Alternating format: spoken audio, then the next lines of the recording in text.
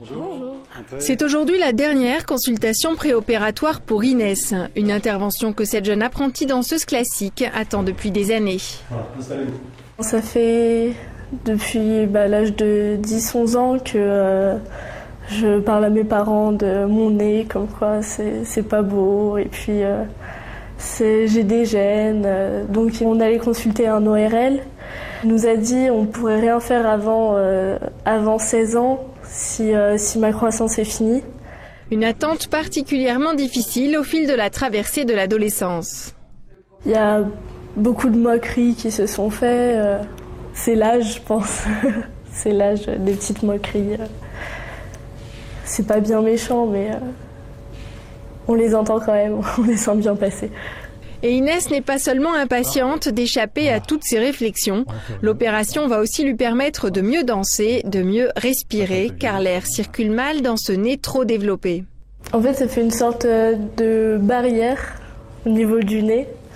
Et c'est comme comme s'il y avait juste un petit fil d'air qui passait.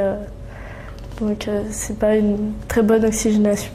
Ces gènes respiratoires liés à une malformation du nez. Elle a un nez qui est beaucoup trop haut, une cloison qui est trop haute, une arête du nez qui fait que ça tire le nez vers le haut, ça lui rétrécit les narines, donc la gêne est respiratoire.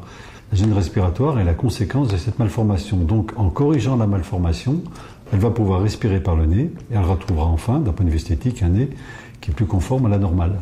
L'opération d'Inès va donc être prise en charge par la sécurité sociale. Pour traiter sa gêne respiratoire, il faut supprimer l'excès de croissance osseuse et cartilagineuse de son nez, la bosse dont les autres se moquent tellement, mais avec une correction personnalisée. Chaque malade est un cas particulier. On n'a plus le droit de faire des nez comme on faisait il y a 40 ans, des nez standards. Il faut peu de choses souvent pour corriger un nez. On n'est pas obligé de tout enlever, tout reconstruire. Il faut faire une rhinoplastie de réduction chez elle. C'est-à-dire on réduit ce qui est en excès. Le reste, on ne va pas le toucher pour qu'elle ne perde pas non plus son identité. Donc je vais vous faire une correction approximative, vous allez voir. Donc voilà, je vais partir de la pointe du nez, je vais enlever toute cette bosse.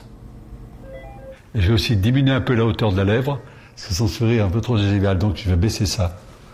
Voilà, en gros ce serait comme ça, mais ce sera probablement mieux, parce que là, en dessin, je ne suis pas très doué moi. Voilà, qu'est-ce que vous en pensez? Parfait, ça me va.